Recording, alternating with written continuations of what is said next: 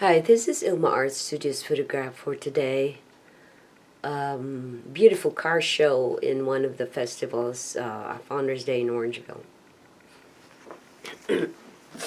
Hi, check my website at ilmaarts.com for more artworks and photographs. I'm sorry for my voice.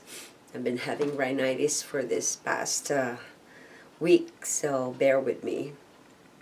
I'd like to talk about Amos 5 verse 21. It says, I hate all your show and pretense, the hypocrisy of your religious festivals and solemn assemblies. Here's my poem. God hates hypocrisy.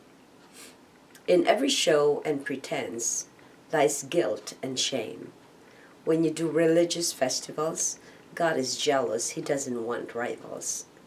God hates all forms of hypocrisy. It hampers you from getting victory. Be honest and live a life of integrity. He will reward those who lives by honesty. Here's my essay. According to Easton's Bible Dictionary, a hypocrite is one who puts on a mask and pretends himself to be what he is not.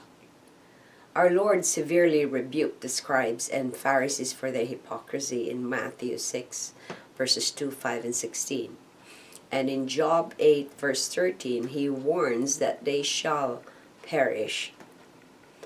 The Hebrew word here rendered hypocrite means godless or profane, as it is rendered in Jeremiah 23:11, which is polluted with crimes. How come a lot of religious rituals and traditions are still widely practiced in the present? If the Lord hates hypocrisy, why is it very prevalent in our society? John 10:10 says that the enemy's purpose is to steal, kill, and destroy. One of his tactics to destroy our relationship with the Lord is through religious rituals, traditions, and festivals. It distracts us from actually having a personal relationship with the Lord. The Bible tells us that God hates hypocrisy. The lies they live is an abomination to God's character. Prayer. Lord, deliver me from all forms of hypocrisy. Reflection. How can one know that someone is pretending to be someone they're not? And how do you deal with hypocrites in your life? The only gauge that we can find out if someone is lying and pretending to be someone they're not is if we look at their life. If we look at their life and what they say and hear what they say. If they say something else and then you watch their life and they're doing another thing, then you'd know there's a discrepancy there. But how do you know if they're living righteous life if you do not read the Word of God? So, excuse me. So it's important for you to know the Word of God. Because if you know the Word of God, it will set you free. It will bring you wisdom. It will bring you discernment. And you will know the lie.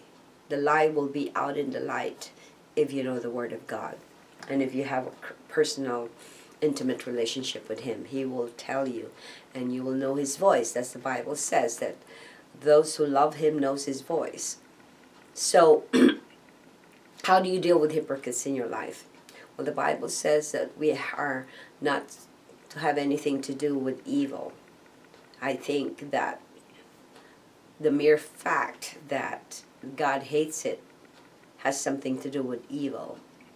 Remember that Jesus was crucified because of the hypocrites who cannot take that they're being upstaged by somebody who is the actual God Himself. That they cannot believe that He is the real God, because for them it will compromise their status, their position in life. So run from them if you have hypocrites in your life. Or better yet, if you're strong enough to show them and to confront their hypocrisy using God's Word, don't do it with your own words, but using God's word, then they will be put into the light. In other words, they will be exposed, and once you expose the lie, light will prevail.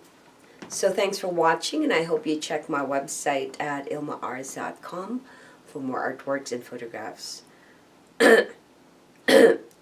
Stay in the Lord so that you will know when you're being lied to, when you're being deceived by anybody. God loves you, and so do I.